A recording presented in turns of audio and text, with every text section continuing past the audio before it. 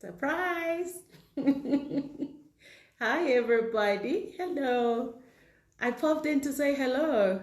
Um, I've had such long days, but I thought, you know what, let me just pop in and say hello unannounced. Hi, hello. How are you guys doing? I literally just got home and I'm having such a long week. It's my board cycle, so I'm having full day meetings and yeah, I actually had a speaking engagement today for NetBank, which was really special. And it was really nice to be on the stage again, but obviously I was talking to virtual hundreds of people. But it was really awesome. Yeah, I wanted to pop in and say hello and let you know that I haven't forgotten about the live sessions. Um, I just now discovered that, content is meant for your YouTube channel as well. So hello. Hey, yeah, I haven't done a live in a while because yeah, I've just been focusing on building the show and I just wanted to say thank you so much for the response and I absolutely love it. It gives me an opportunity to not be the one talking, to listen and receive and fork out some questions and I'm really enjoying that. It's starting to give me obviously quite a bit more perspective into other people's thinking and how they approach life. So I just wanted to say thank you. You said, where's the verb? Here, I've earned it. I've earned it. I've been in meetings since morning and in between that I did the speaking engagement and I've just finished a board committee meeting now, and tomorrow is a full day of board meetings. So yeah, no, I've definitely earned it. So what are you up to? You know what I've been up to a bit, well, a little bit of what I've shared. I promise you that's not even a fraction of my life. Yeah, it's between running my business and the running the kids' labs, because with kids they can't be at aftercare yet, so you literally have to fetch them in the middle of the day, and it is quite a thing to manage in between. Thank God, my husband and I just balance each other out. Whoever can, whoever can't. So it's a lot though. Often in board meetings, I have to call an Uber, and then like my housekeeper must go fetch the kids. So we're just balancing. I mean, between that and running my businesses and the board, and Aya work, baked in pain work, and the show, vastly sage work. So it's quite a lot, and of course me. But don't worry, I'm good. I'm energized. I know when to stop. I know when to just catch a breather. So, Nomzam, you're sick, in bed, sick with bad flu today. Oh, sorry. Is flu still around? I thought it ran away from COVID. I thought flu was like, yo, this one is gangster, I'm out. Well, I hope you get well soon. Thank you for the congratulations on Aya. Aya is doing amazing things. I can't wait to share more of what we're doing with Aya, but it's very special. It really is. And Vastly Sage is just something I never thought I'd do, to be honest, but it just felt natural. It was a natural progression. So I can say thank you to you and COVID. You made me realize I could actually do this talk show stuff. Yeah, but I don't just talk for the sake of talking. I like substance. I like depth, whilst I also love fun. And it's quite a bit to do, but I am enjoying myself. So I hope you've also managed to salvage something out of 2020. And I think my life has just been about I can't stop living because there's hardship. I'm no stranger to hardship. Yeah. So yeah, congratulations to some of our winners who won Verve bottles and Lungi won the first big prize, 15,000 rands worth of personal branding and reputation management program. And yes, thank you for your feedback, Lungi. Janine has also given me feedback. She's really impressed with you. She's so excited and so energized. So yeah, no, keep going. I can assure you, you're not going to be the same after that. So enjoy it, enjoy the journey. So tell me what you've been up to. I mean, I see quite a bit. Ask me a question. I've missed this, eh? I have. But I appreciate the people who have subscribed to the channel. Listen, we're still, I mean, I've got a team. Yeah, that's one thing I had to do, is get a team. So I've got a YouTube specialist. I've got it's now a social media person that runs the Vastly Sage stuff. I've got, of course, I still put my foot in it all the time because, well, I still have to put my own stamp, you know. And you know, I've had to kind of, you know, shed some of the load. But I'm that person that believes I must start a platform off first and be happy with it and comfortable with it and set the tone, set the standard. Then I can hand it over. And it's interesting to work with people who haven't worked with me before, because half the time they're like, oh, they have to do this. And I'm like, oh, I've already done it. And they're like, yeah, but I was supposed to do it. I'm like, oh, no, don't worry. There'll be a round where I'm literally just chilling and sipping on my verve. So, yeah. Somebody's asking me for mentorship. Subscribe to my YouTube channel. I don't do one-on-one mentorship anymore. I still have quite a lot of people that I mentor, and I'm not taking on any new ones, unless it's obviously paid for via a corporate and through one of my companies. So yeah. But I mean, I've set up all these platforms so that I don't have to do one-on-one mentorship. Again, it's why do you need mentorship? You know, if you just want to hang out and be friends, don't say you want mentorship. So yeah. But I mean, I've spoken a great deal about that. You can rewatch my IGTV. Am I mentoring any young female entrepreneurs? I'm always mentoring. So I've got quite a few of them in my office that are incubated in there. So I'm always mentoring those, and that's my commitment to them. But even, you know, outside of that, I mentor a lot of people. Buhle says, must you be so gorgeous? Thank you. But why didn't you enter? Did you say it in your comments? I gave away 6 bottles today, guys. 2 to our Instagram comment section, Vastly Sage, and 4 from YouTube. So never say Amanda doesn't share, okay? Yeah, I think it's important to subscribe to the YouTube channel because you really get multiple perspectives on things. I am highly opinionated, but it's great to also give you other perspectives from experts, from my friends, you know, and I think it's just more fun that way. Hi, Amanda. You're still one of the coolest people I met through NetBank. Oh, thank you. Hello. Thank you very much. There's somebody who asked a question about tough times and making business, and when your business is not taking off during tough times. Listen, you must read my book, Baked in Pain, because I've written about my own struggles at length, particularly in business. So you keep trying.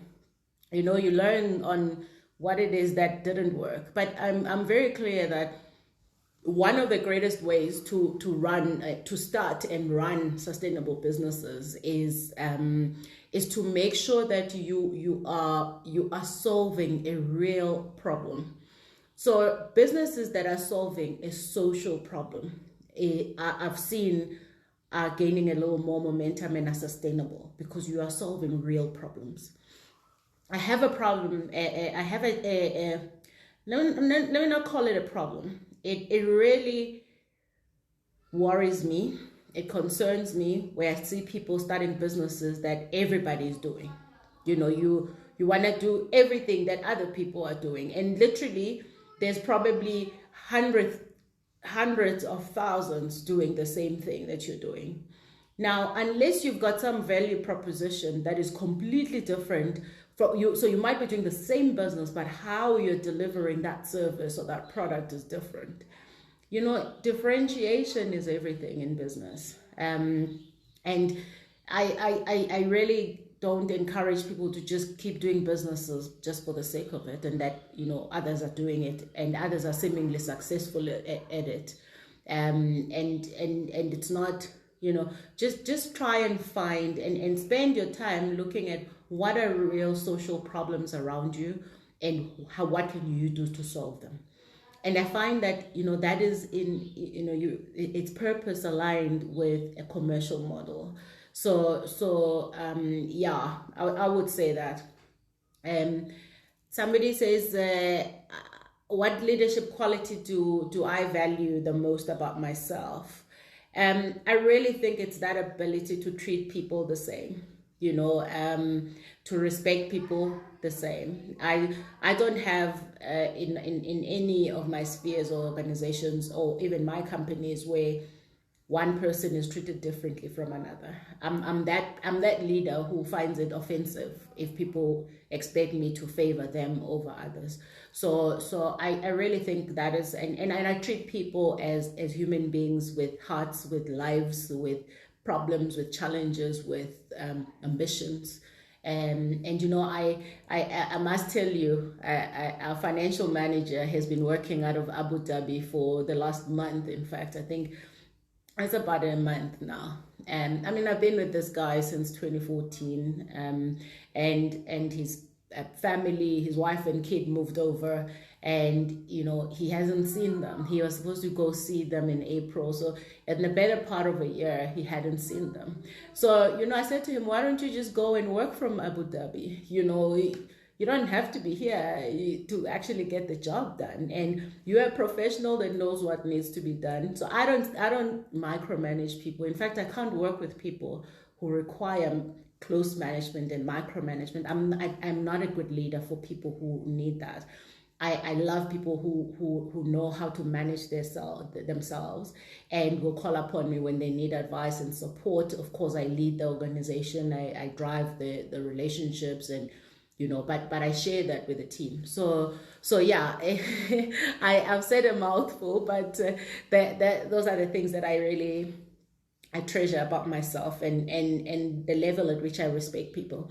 But I don't compromise on quality and excellence. I don't like sloppy work. I don't like it when people don't apply themselves, and I really don't appreciate people wasting my time because I know what the value of time is. So I also don't waste people's time.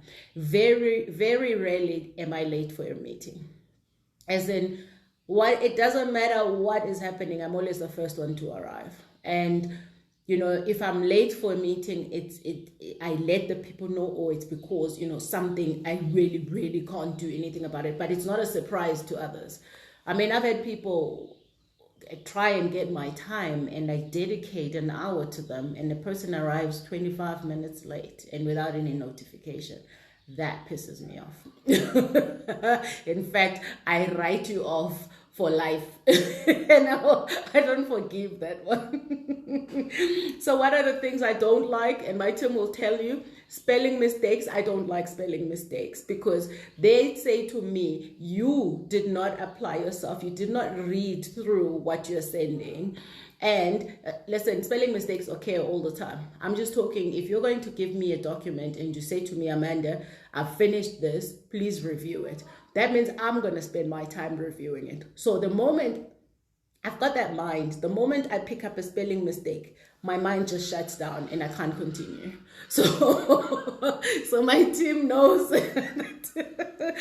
But I encourage peer review. That's how you get rid of these frustrations, because it's easy when you are the one working on a document to misread certain things or to miss, you know, grammar and spelling. But for me, it's about the fact that you firstly you didn't you didn't take the time to reapply yourself.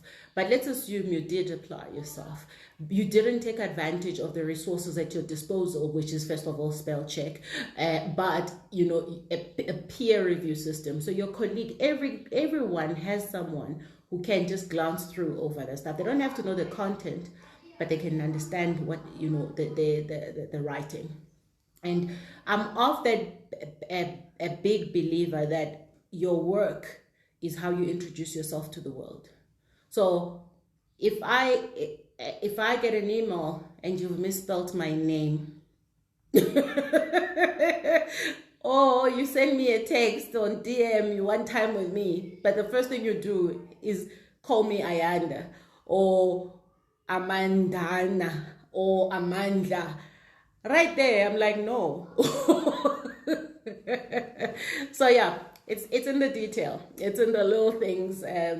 I don't believe I'm OCD, but maybe some people will say, yeah, no. I call it high levels of excellence and consistently applying myself. Doesn't mean I don't make mistakes. Of course I do, It doesn't mean I'm immune to it, but I think if you are consistently applying yourself, it means that more often than not, even the one time you missed something, people are easily forgiving of it. But if it is a thing, I know, guys, no. So yeah, I think I answered your question and plus. So let's see, what else have you got for me? Spelling mistakes are a big no for me. Yeah, there's something about them that says, they say a lot about the person writing. But again, listen, it happens to all of us, to the best of us, in fact, but it's about making sure that it's not a consistent and repeatable thing. I don't give service that I would not expect myself when served. Yeah. You guys have earned this class. I think every single day of my life, I'm working to earn my glass of worth. I'm like, oh, damn girl, you killed it today. You've earned your glass of worth. Yeah, so let's see what you are up to. Spelling mistake can be as a result of autocorrect, you mean, or autocomplete. It's ultimately you're the owner of the document. So you're the owner of the writing. Doesn't matter what tool did what. Ultimately you must apply yourself. And again, listen, I didn't say there's perfection expected. I'm just saying it's one of those things that I might pet hate. And more often than not is because the person did not apply themselves. So even if there was autocomplete or autocorrect, and I find that, on the phone, it's the worst. So when you're sending stuff on the phone and on the run, or even when you're posting something on Insta, and then after a while you're like, oh crap, this is a spelling mistake. It is that autocorrect, but also you're on the run. So you're not applying yourself, you're not paying attention to what you're doing. And remember, I've got a work ethic that says I'd rather take my time and do it to the best of my ability than take my time and still churn out work that is not excellent standard. So and I think a lot of people are quite used to the idea that they'll always have a second chance. I've always come from a place of I will never get a second chance. And I've come from a place of no chances. So the one chance I do get, or the one opportunity I've created or find myself in, I treat it as though it's the last chance I'm ever gonna get. And a lot of people don't. They treat every opportunity with complacency. I deal with a lot of young entrepreneurs, not even young, just people starting up businesses. You want to support someone, they take 5 weeks before they give you a quote. You have to follow up. And I'm just like, yo, guys, you know how to waste opportunities.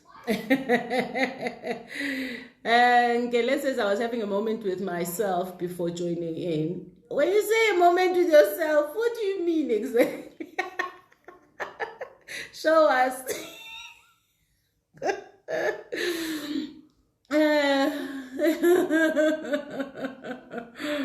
Okay. What is your biggest weakness and how do you work around it? I don't have weaknesses. Because I'm sure I have them, I just don't pay attention to them. I'm that person that says, listen, the world is going to find what's wrong with you.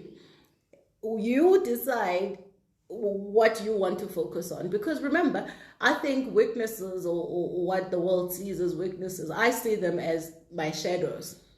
My shadows. The shadow part of me. So there are parts, there are things that I don't enjoy doing, but they don't necessarily, I don't call them a weakness. The things that I can't do, I don't do. Period. So maybe that's why my chances of success are so high, because I only tackle things that I know in my head I'm going to go after and push on. And I always say that, pick the things that you're going to spend your energy on and make sure that you've got the highest chance of success. So let me give you an example. In business, what is the point of chasing a 40 million RFP or potential contract with a company that you know is proven to not pay and to have serious issues around, integrity? What's the point of chasing that when you know that your chances of success are not high?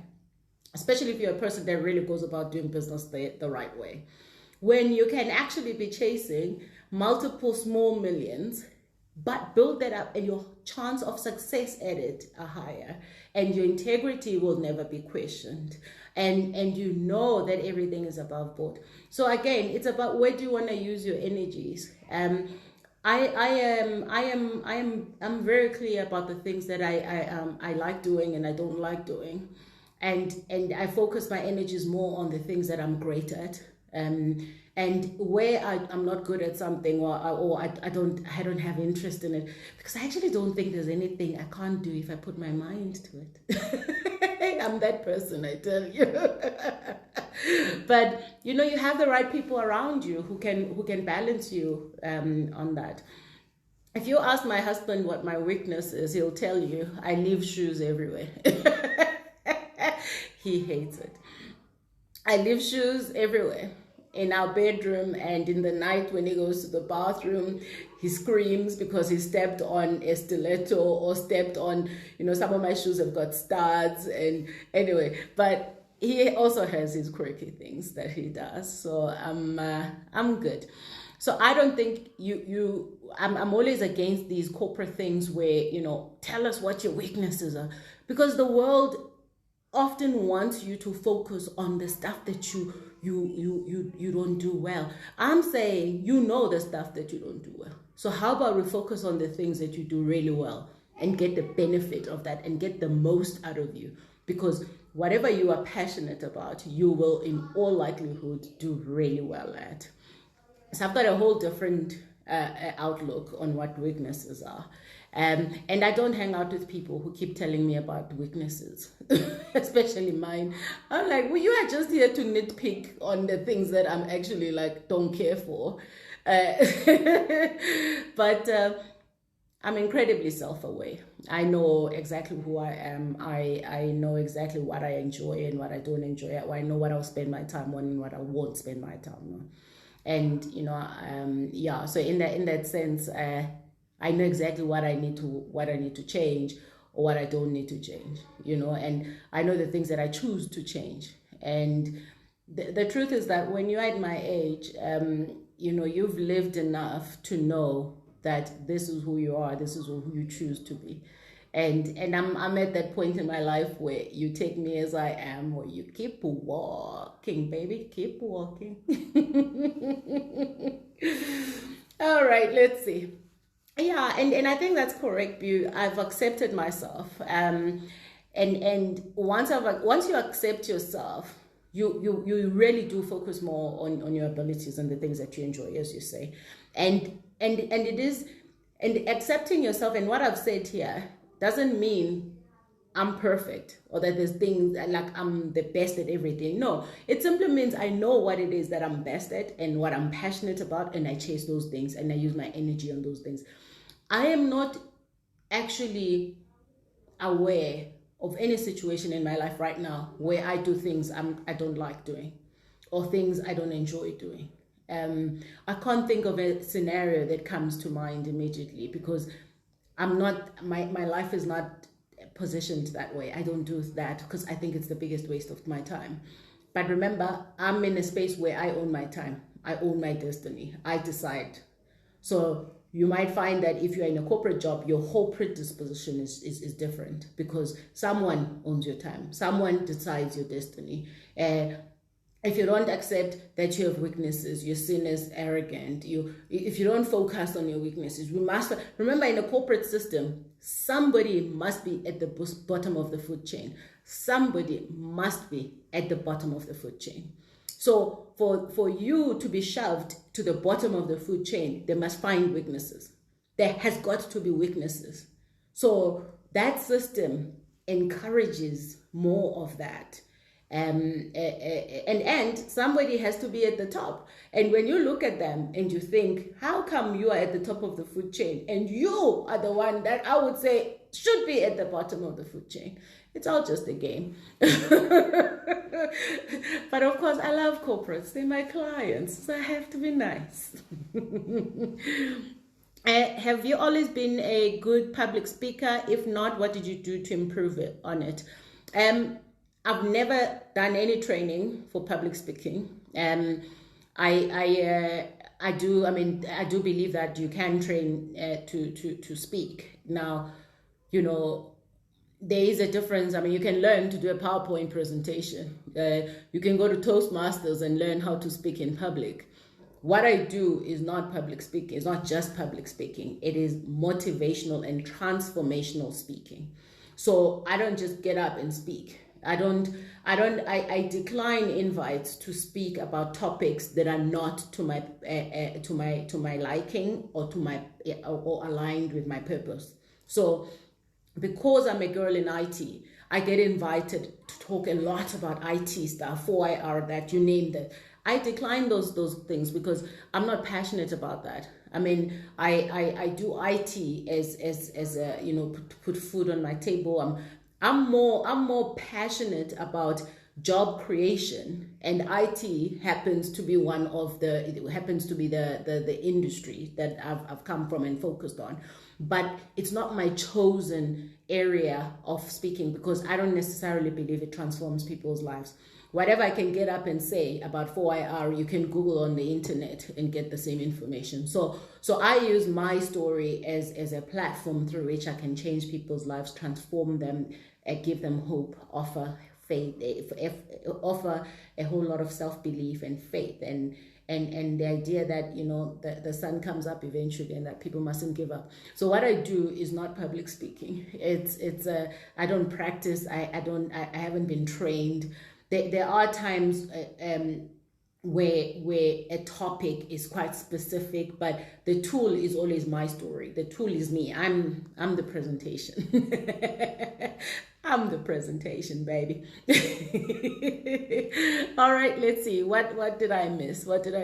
So again, I'm of the opinion that you can be a thought leader in whatever chosen field, but really be passionate about it and understand why you want to speak in public.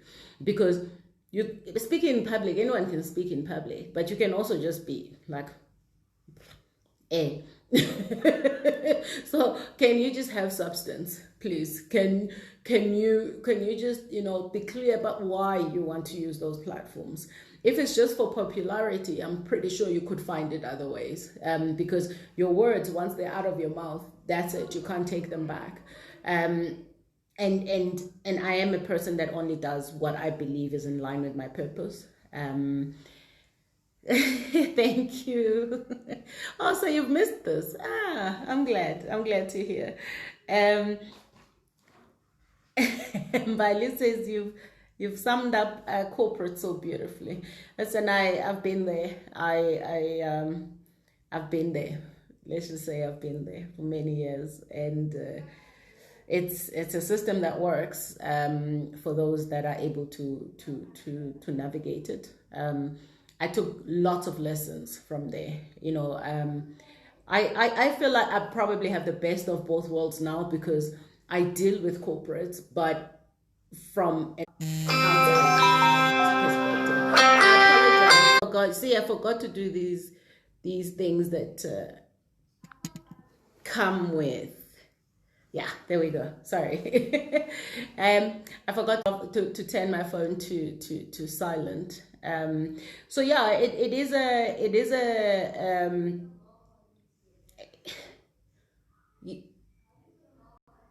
you incorporate, you are really subject to so much that you don't have control over. However, that you can learn to navigate. I do think that, you know, for me it's always all or nothing. So I really went knee deep in corporate. Like everything was, Amanda must do that, must solve everyone's problems. And you know, and I think if I were back in corporate for whatever reason now, I would handle quite a lot of things differently. So I'm that person that really goes all in. I don't do half measures. Everything is all in or nothing. But I've learned to kind of share my experiences and tell people that, you know, you only get paid for 8 hours.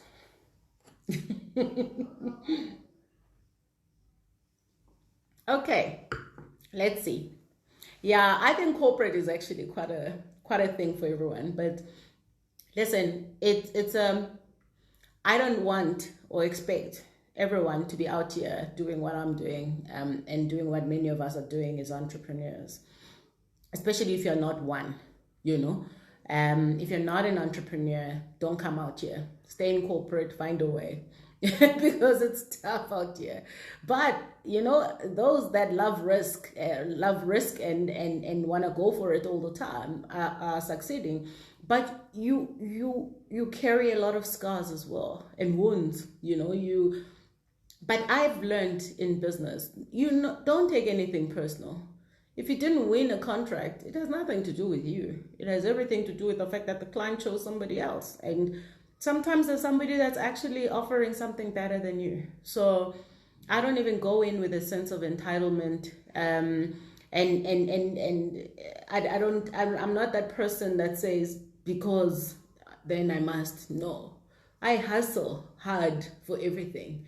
And I'm constantly thinking about, you know, my business must continue to succeed because I'm responsible for hundreds of people. And is it pressure on me? No, because it's purpose, because it's a passion, because it's transformational. I've solved social problems, real social problems, created jobs. Now I can't help everyone, of course I can't. But you know, where I'm able to, I do it. And that's the difference. It's when you're solving social problems, when you're solving real issues in your ecosystem, I think you find sustainability. So yeah. Thank you. Hello, Muzi. Hi everybody. That's so cool. It's nice to see you. So come on, hit me. I'm still pumped from my speaking engagement. So I went from speaking engagement for Nedbank to in fact, I was speaking at it's the International Affordable Housing Conference. It's their 12th a year, and last year they really tried hard to get me to speak. In fact, the CEO of International Housing, I think it's International Housing Society, heard me being interviewed on 702 and immediately informed Nedbank that we must get Amanda to speak at our conference. And so this process started 2 years ago. And last year I couldn't speak because I was double booked. I had another engagement. So this year it was just like ordained that I was able to do it. And there's no better time than now. And I have titled my talk "Opportunity in Adversity." You know, and this is very important. You know, it's a, you can choose to sit in a corner and cry about what is not there and what is not working, or you find a way to make it work and dig deep and keep pushing through and push on, you know, and never lose faith in yourself. things go horribly wrong the day you lose faith in yourself. Learn what you need to learn, but never lose faith in your ability to rise and keep rising. So that's very important for me. And this opportunity to speak there was about that. And I ran from there to one of my board committee meetings, and so I'm still kind of like pumped. So come on, guys, come on, give me something. Somebody asked, is there a movie opportunity for Aya? There's lots to share in the future, so watch this space. And Muzi is asking, what's my next challenge? I never know what my next challenge is, but the one thing I know for sure is that I'm always challenging myself. I'm always stretching myself. I'm always pushing what is the potential of my limitations. In fact, the potential of my mind. I'm always in awe of myself. I'm in awe of how much I do and achieve when I've set my mind to it. And I've realized that there are no limitations. I've thought about things and said that's what I want to do, and I go for it. And literally, I even tell some of the new people I've been onboarding onto these other platforms I've created. I said to them, I don't do plans. I've never done a business plan for my businesses. In fact, even in my early days when funders wanted to fund my business and they would ask for business plans, I'm like, hey, no. The time I'm spending doing a business plan is the time I should be doing the business. Because now you're taking all my time. So I'm like, yeah, I have some kind of rough plan, and just go for it. Maybe I'm just gangster like that. But, and maverick, I guess, in a way. But it has worked for me. I am not a person that sits and writes long plans and this is how I'm going to run. No, I think about it and I quickly put it. And you've heard people talk about Matchbox, back of the Matchbox, but they build successful businesses. If you have that amazing belief in your abilities, you don't need to be backed by some elaborate plan. As a result, I didn't have funding in my business. I funded it myself and I hustled. I hustled until they were knocking on my door saying, we don't need a business plan anymore. Oh, we see what you've done. Because I'm that person. I build something and they will come. I don't build it to impress anyone. I build it to prove to myself that I can. And then, you know what? Whoever joins, joins. And I choose who joins. And that's the beauty of it.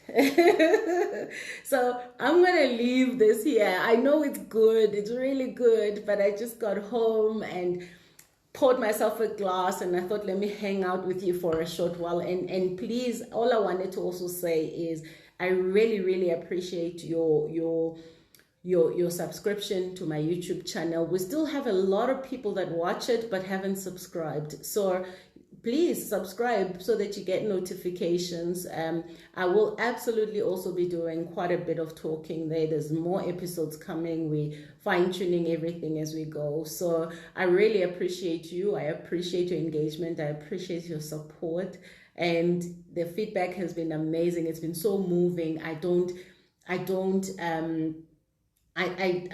will never be able to thank you enough. But I want you to know I appreciate it. I want you to know my guests absolutely love it. They appreciate the love. I mean, I have a lot to tell you about that show and the plans, but for now, I'm just enjoying the learning process. I've learned so much during this year. I mean, the publishing a book that went to #1 on Amazon in its category. Doing New York Fashion Week. I'm a ramp model. And then, starting the show, Vastly Sage, and, and many other things that I can't itemize to you. But doing that in the middle of COVID, in the middle of chaos, devastation and distraction and destruction, and just a time when people are sitting in a corner crying and feeling dark. I've managed to kind of like, I'm still alive, I'm still breathing. All I have is this moment. What can I do with it? I can't worry about what's going to happen tomorrow, but I pray to God that I have tomorrow, but I don't know if I will have it. So in the moment, this is where it all happens. This is where this is where I fulfill my purpose, in the moment. So thank you so much for hanging out with me for a short while. I have enjoyed it. I have enjoyed reconnecting with you. And I will do more live sessions. I will do so. I really will. I've just had to focus on the show. You like my nails? Oh, thank you. It's gelish, but I have to go refresh now, you see. Thank you. These are my nails. You know me, I don't... Guys, before I leave, I must tell you about these people who contact me on direct messages on Instagram and they want to send me a wig.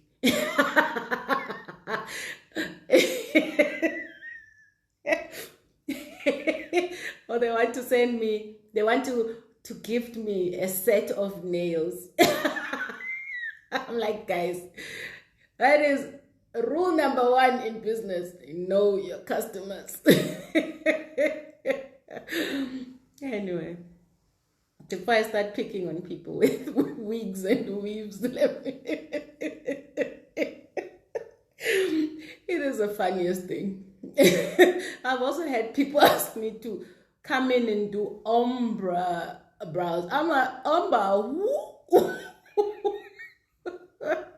No. I'm just like, listen, you've knocked on the wrong door. You need to know your customers. Mentorship program, I'm not going to answer that. I already did. And I've answered it multiple times on my IGTV. So sorry, love. Just watch again, okay? Yes, I'm very comfortable in my own skin. My husband always says, yo, baby, when you wake up, you eat up and eggs and spinach, you can't take rural out of you. I'm like, yeah, you can't. And it's my charm. Oh yeah, the lashes, they give me mink. I'm like, I did it for destiny, and I can assure you, I doubt I'll do it again. But for destiny, it was great. It was classy. I was like, let me try it, and they did the one I could handle. But I'm just like, nah. No, I'm okay. I'm okay. Yeah, so I don't need to change anything about myself. Of course, I have no problems. I have no problems with people doing that for themselves. Each to our own. But it's just not for me. But sometimes when we go to the salon, when I want to freak out my children, I wear a wig.